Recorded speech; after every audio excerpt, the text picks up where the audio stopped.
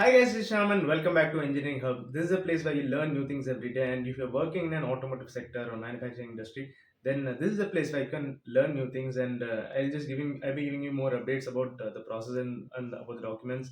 What are the things that are required to survive in the automobile industry?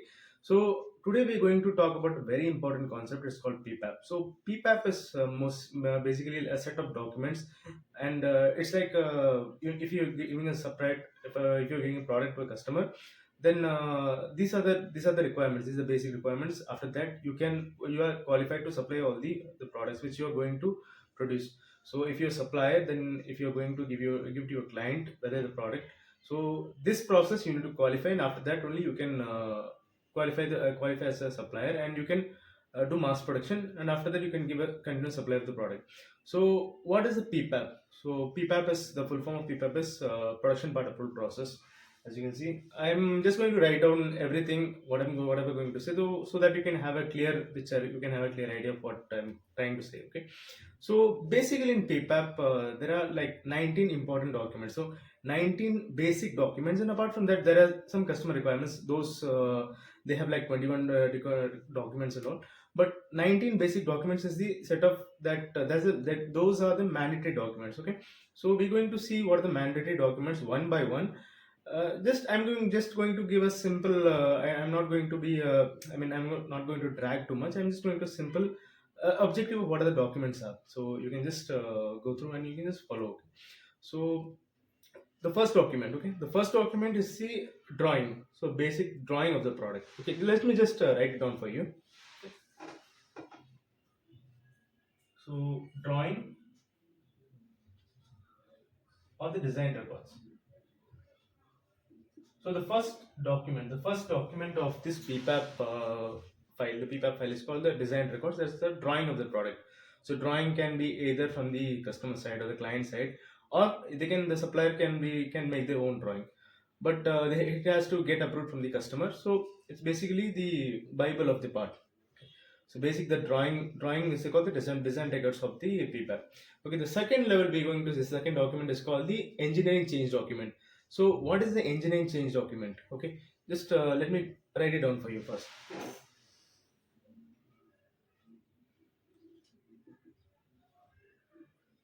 Okay, the second document is called engineering change document. So engineering change document is basically like if you have a revision level in this drawing, or some recent changes, some tool change, some dimension changes has happened, then those dimensions can be reflected in this document.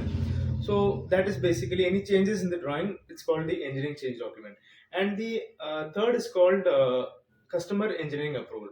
So in case there is a change of material, or some input has been given to change the drawing, then those things has to be added in the engineering. It has to be certified from the customer. So that document is called engineering customer engineering approval. Okay, let me just write it down for you.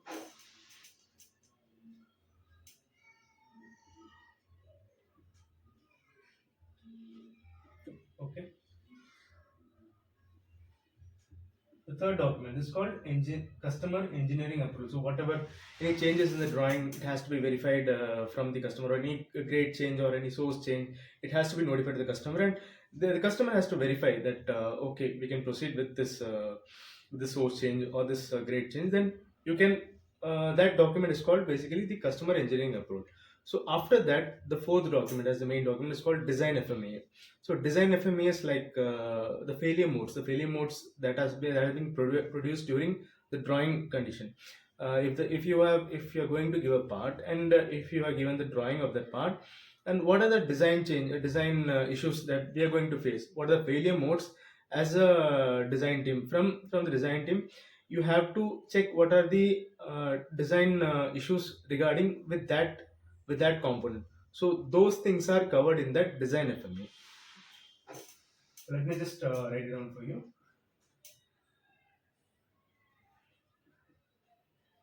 I'm not going to brief everything about this. I'm just going to give a simple outlook, simple definition, simple one word answer for everything. So you can just have that key points in your mind. So I'm just going to give a key points of this one. because if I start explaining everything, then it'll take a really lot of time. So what I'm going to do is I'm just going to explain to you a simple what are the documents available here, and what are the key points that you need to remember. And after that, I can explain each by each document what are the requirements. I can in a separate different video. Okay. For now, I'm just going to a simple outlook for what are the documents available and what are the key points. Okay. So the fourth one is called design FMEA. So like I explained, and the fifth one is called process flow diagram. Okay. So let me just write it down for you.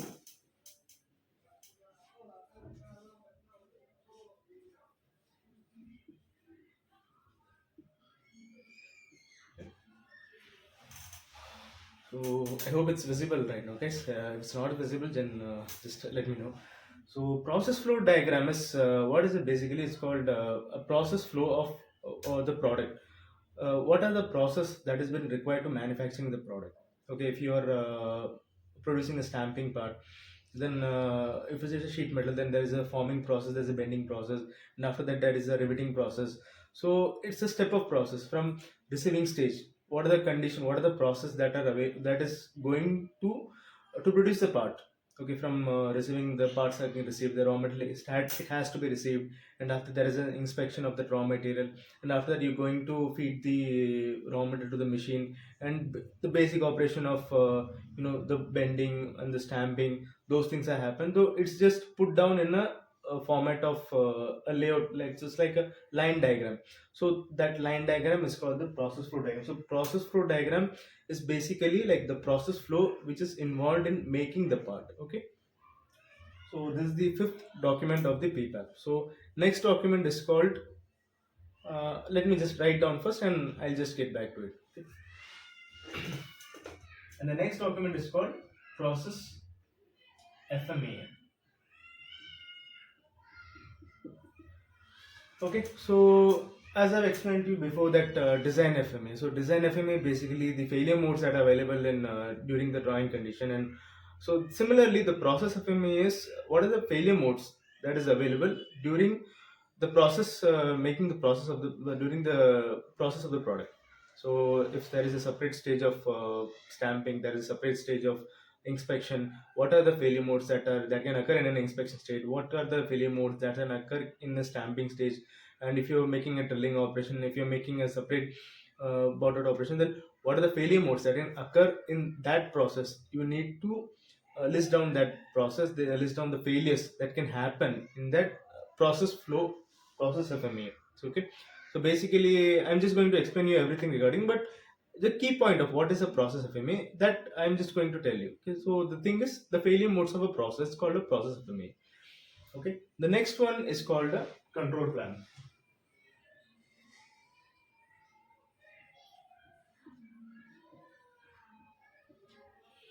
Okay, so the control plan is basically what it is. I have explained to you that the process flow diagram is the process. I mean, if you're making component, then you have what are the process involved, and what are the failure modes involved. Then, if there is a failure modes involved in making a process, then what is the control to control that failure modes?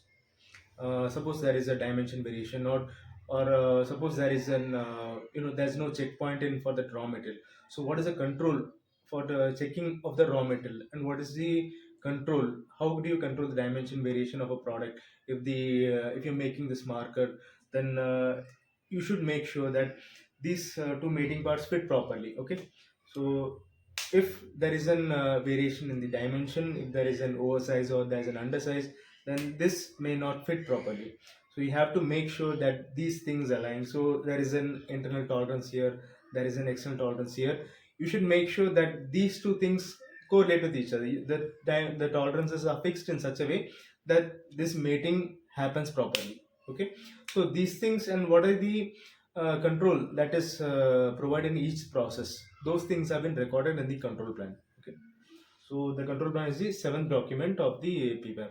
So next stage document we're going to see is the dimension results.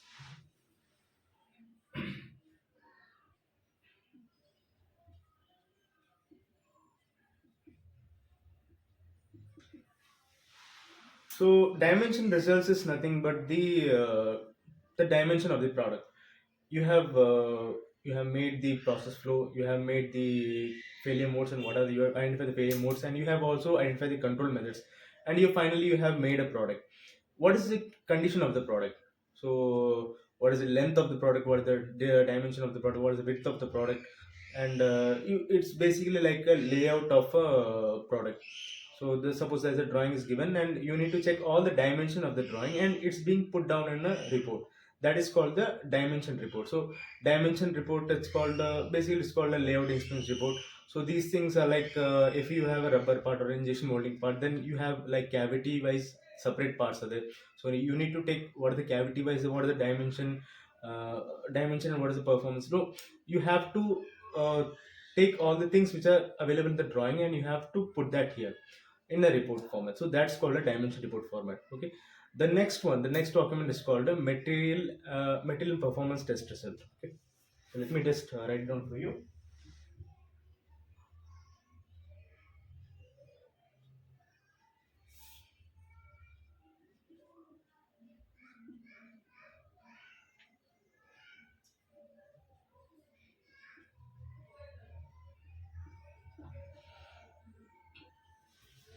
Okay. So material and performance test results is basically the chemical and the mechanical testing properties. Like if you have to test the durability, if you have to check the condition, the what is the mechanical condition, what is the tensile strength, what is the compression strength, what is whether that product can withstand the requirement of the customer, or whether it can withstand the material requirement. If you have made it in a metal, the metal whether it can withstand the chemical condition, because the product gets exposed to various atmospheric condition and various load conditions. So we have to make sure that the product survives in those conditions. So for that, this material and performance testing has been conducted. So basically these things have been set out in documents. So documents, they have like test reports. Either it's made internally, if you have the facility you can check it within your plant, or it's not available, then you can go for a third party also. So most of the time we go for a third party, and most of the companies, because you have to make sure that it's most costly to install this testing facility inside the company. So most of them opt for a third party. They have a third party agencies for testing these things. They have like servicing products or like that. So these servicing agencies, what they do is they test the product, and they test for the mechanical and chemical properties, and they give the results. So those things are called material and performance test results. Okay.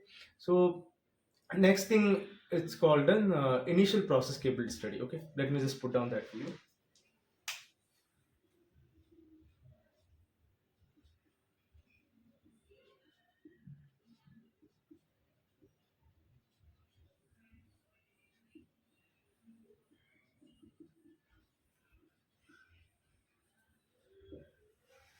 Okay. So this initial process capability study is the process study. Like you must have heard of the term SPC, statistical process control. So it's nothing but if you produce a product, so you have to take like 50 readings or 25 readings of that part, and you have to see how the process has been how is the process been controlled, how the part has been controlled, what is the control of the dimension, how the dimension of the part varies. So you have to take like the readings of the part, and you have to check what is the condition of the process. So it's like the CP value of the product, and you can validate whether the process is stable or not. For that condition, this process capability study is being conducted. So during initial there is a separate process study, and during the running condition there is a separate process study. So I can go in depth into this, but it's a very big topic. So I'm just going to give a key point of this one. So basically, it's to check the process capability. How is the process capability, and what is the condition of product using a 15 numbers or 100 numbers. So you have to check the 100 numbers, 15 numbers reading. So minimum is 15 numbers. So 15 numbers, you have to check the readings of all the dimension, what are the critical dimensions that are available in the product, and what are, as per the drawing. So you make a reading of those parts, and you plot a format, you plot a chart regarding that, the bell curve diagram. You need to compare those things. Okay, there's a CPK and CP value, so it should be like above 1.6 and above 2. So I'm just going to give a detail about in a separate video. Okay, so right now, just a simple explanation of what are these terms and what are these documents. Okay, So the next document is called, okay, the next document is called MSA. So MSA is measurement system analysis. Okay, let me just put down that for you.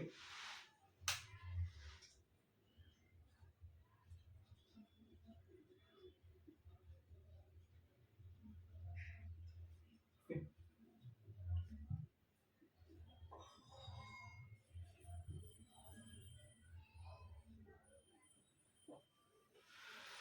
So this MSA study is conducted to check the condition of the instrument and the appraisal. So appraisal, in the case the manpower. The manpower is using the instrument.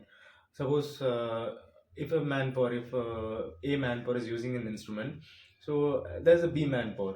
Suppose Ramu or Ramesh. So Ramu checks the products, or product or the dimension. He measures the parts and he has a separate value. Okay, so Ramesh checks the products and he has a separate value of that dimension.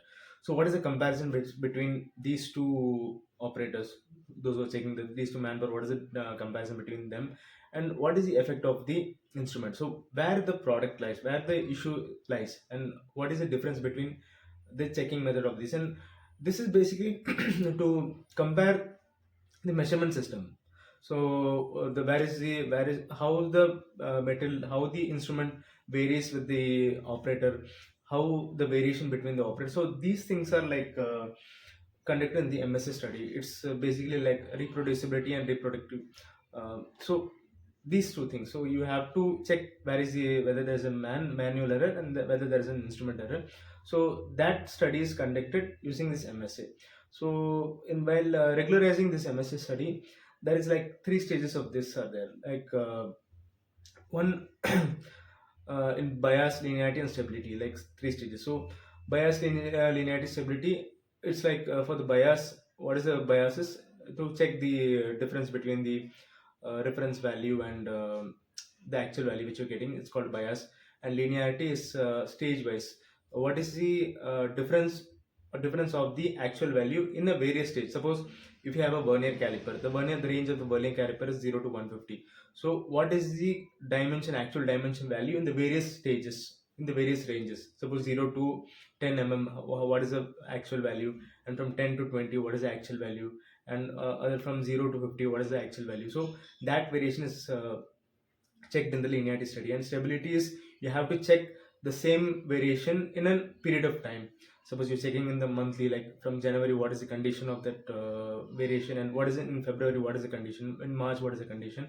So that is called stability. And MSS studies basically like for two types of instruments. So one is called the attribute study, and another is called variable study. So for variable instrument, we have a separate study called R&R. So R&R is if you're using a vernier caliper, if you're using a micrometer, then you have to like when you're measuring the part, the display will be there and they'll show the reading. Okay, what is the reading of the part? And if you're using a micrometer, then also it shows the reading. So that reading you have to plot in a series of 90 readings, and you have to use three appraisers, three persons you have to check. So you have to check the correlation of these three things, these appraisal. What is the difference? Where is a it's a basic like a set of formulas where you have to you can check whether the measurement system is capable or not. So that is called the R&D study. And there is a separate study for this attribute gauges in the sense are like go no gauges. Like you just have to take a part and you have to just there's a gauge will be there, you just have to insert that part and you have to check whether it's okay or not. You there is a called a snap gauge is there. So snap gauge is basically for checking the external dimension. So if I need to check this external dia, suppose I'm having a snap gauge, means it'll be like a profile will be like this, and you just have to insert it here. So there will be go side and there will be no go side. So the go side it will be like you have to make sure that it enters inside, and the no go side how it will be, it doesn't go inside. So that's called an attribute gauge. So there is a kappa study for that one. So these things are covered in the MSA study, and they have a separate set of documents for this one. So this MSA study normally involves the instrument which are used in the control panel during the control of the process. So these things are carried out in the MSA. Okay. So these are the major documents till now. which we are going to see in Ppap. And the next one, I hope there's much space here. So, okay, guys, should I continue? Okay, fine. So the next document is called the bulk requirements. Okay, so I hope there is space left here. Yeah. Okay, I'm just going to write it down. So not an issue. Okay, fine. So, so before bulk requirements, there is one more set of documents. It's called qualified laboratory documents. Okay.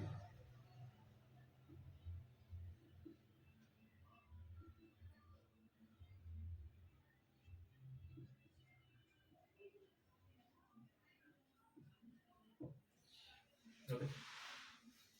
So qualified laboratory documents. So what is the qualified laboratory documents? Suppose if I'm using a vernier or using a micrometer.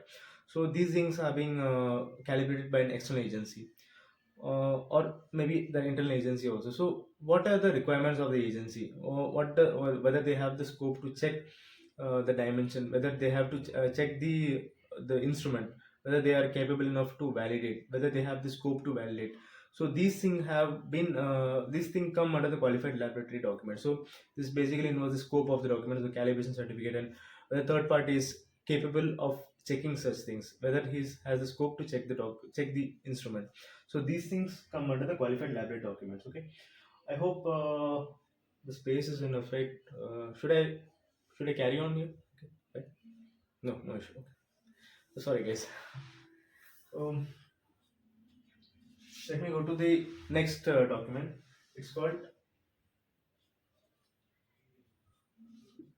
bulk requirements.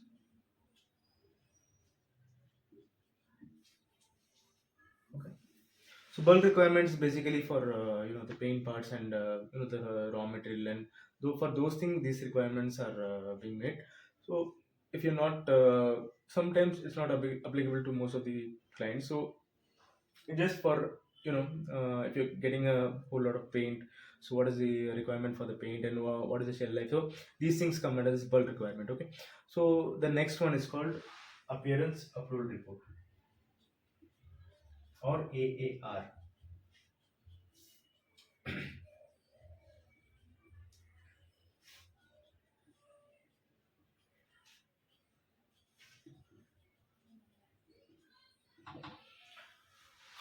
Okay. So appearance approval report. So appearance approval report is basically like what is the visual aesthetic things you need to check. What is the customer requirement? The customer has given a requirement to check the appearance condition. What is the appearance wise, what are the defects available? You need whether what are the conditions that you're going to check in a visual appearance stage. Whether you're going to check if it's in a rubber part or if it's a plastic part, then you're going to check for the streaks mark, for the scratch marks, because the major thing it'll be like the aesthetic part of the product. You are going to assemble in a car dashboard, and you're going to assemble in your steering system, and if you're driving the car and if you're going through the dashboard, you can see a scratch mark, you can see a white streaks like thing, then it'll be a little discomfort for you. So these things have to be monitored, these things have to be checked, and these things have to be put down in an appearance approval report. So those comes under this AAR, appearance approval report document. Okay, fine. And the next one is called I think I don't have much space here. I'm just going to rub this one. Okay, I'm just going to almost 14 things has been covered. So the next set of documents I'm going to write down in a different way. Okay, I'm going to just make it sure. So we just move on to the next one. The next one is called a sample product. Okay, so if you're manufacturing this marker, okay, so you have already made it. You have all gone through the dimension, and you have gone through the performance testing. So now you have to make a sample. So you have to, like, this is a sample that we have produced, and you have to get us sign off. Okay, this is the sample. It is like this is the first sample we have produced. So you have to make sure that from your side, the customer may have given you a sample reference, but from your side you have to make a sample. So that's called a sample product. And another one is called the master sample. So master sample is basically you have made the product, and you have, as per specification, you have done everything. So you have to get sign up from the customer. Okay, this is the perfect product. with all the dimension, with all the specification.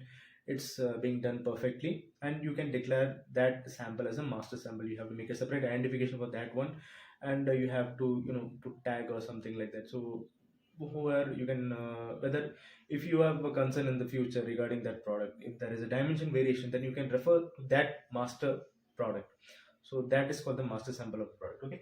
So the next one is called the checking aids. Certainly, like checking aids. So what is the checking aids, and what are the instruments that you're going to use to check that product? So let me give you an example with this marker itself. So this is round in shape. Okay. So what are the things that I'm going to check because it's round in shape? So I'm going to check the diameter of this product. So diameter you can check using the micrometers. Okay. So micrometer and vernier, and whether you're using a scale to check the length of the product. So these things come under the checking aids. So what are the instrument? These are the instruments that are used to check the part. So those things comes under checking aids. It's a different set of format, and this it's given like what are the instrument that are being used, whether the instrument has been calibrated, what is the range of the instrument. Those things comes under this checking aids. Okay. So the next one is called customer specific requirements. So what are the customer specific? The customer might have given a specific dimension control, or he might have added something from that must have been from his requirement. Suppose Hyundai is, or you are going to supply a part to Hyundai, then they might have given a separate specification, separate control points. They might have, there is a specific requirement of pass through characteristics. So these things comes under like some dimensions, some critical dimensions which the side of part which goes to mating condition in the customer end, which you don't have sub assembly here, then you have to go and assemble at the customer end. So those things has to be inspected in a stringent way. So if you're having a like check point of only 5 numbers for during delivery, so you need to check 100%, or you need to check like 100 numbers of those sample before dispatch. So these things are given from the customer side, and you need to follow them. What are the customer requirements? They give in normally a format, and you have to ensure that these things are followed. That is called the customer specific requirements, or the CSR. And the last one is called the PSW. So PSW is the major document of the PPAP. So PSW is like a signed copy of this. It's like a contract of between the supplier and the customer, that you signing off. Okay, I'm going to apply. I'm going to obey whatever you have given the requirements. I'm going to make sure that these things are being followed, and basically what kind of documents I need to submit to you if you are coming from our side to inspect and do audits at our end. So these things are covered in the PSW, the part submission order. So this is the basic and the major document in the PPAP. So the PSW is submitted in the front of the PPAP, and other documents are submitted later. Okay. So these are the major documents that are covered in a PPAP, and these things have need to be followed before you're going to for mass production. If you're going to supply like 1 lakh components, or 50,000 components per year, I mean, if you're going to supply continuously, then these documents has to be submitted, and it has to be signed off from the customer and from your side, and it's like a mutual agreement between both the parties. So I hope you have had a clear picture of a basic idea of what are the PPAP and what are the documents are. In the next video, I'm going to show you what are the basic requirements, what are in each document, what are the requirements are there. So I hope you have learned something from this, guys, and if you have any queries, if you have any doubt regarding this one, and if you are not you need a more clarity ways, then you can just put it down in the comments. I can make sure that during my next video I can make a more elaborate video regarding this all these documents. And I hope you have learned something from this, guys, and do subscribe my channel if you really like this video, and if you want to keep my video for the future reference, then you can just definitely share it on your timeline, and do like if possible, and thank you for watching this video, guys. This is Sham signing off.